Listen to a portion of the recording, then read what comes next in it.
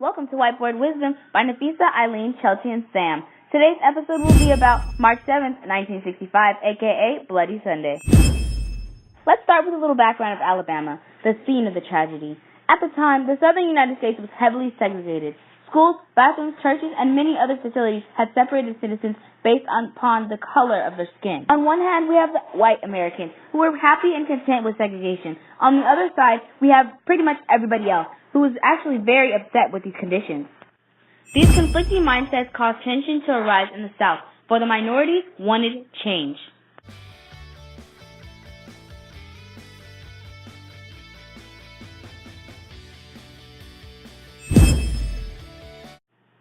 There were many groups and leaders who rose to the front of the civil rights movement, such as Dr. Martin Luther King Jr. and Malcolm X.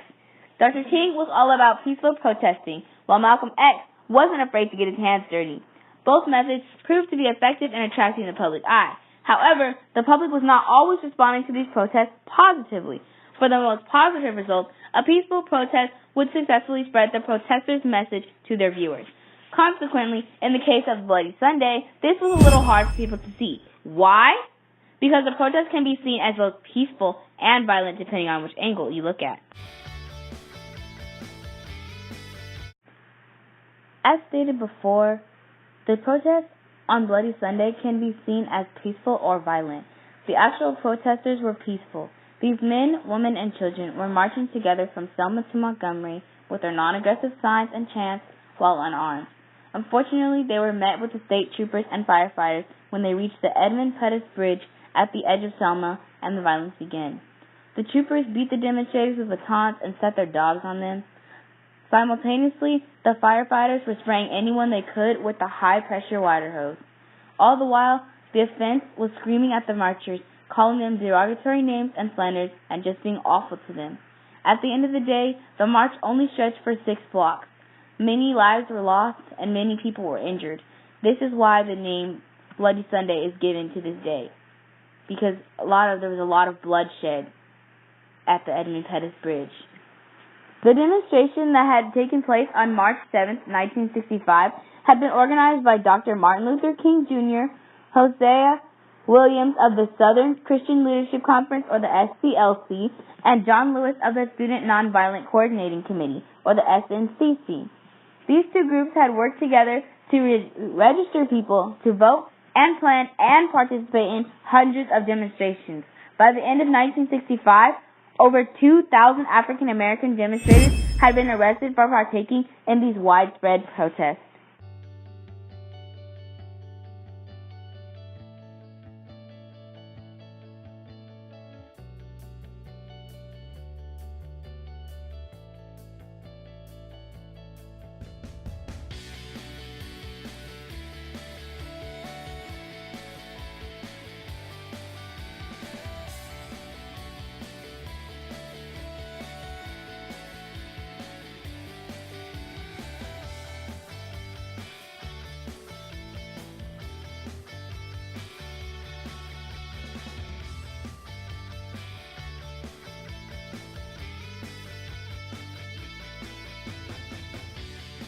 Jimmy Lee Jackson was a proud civil rights activist.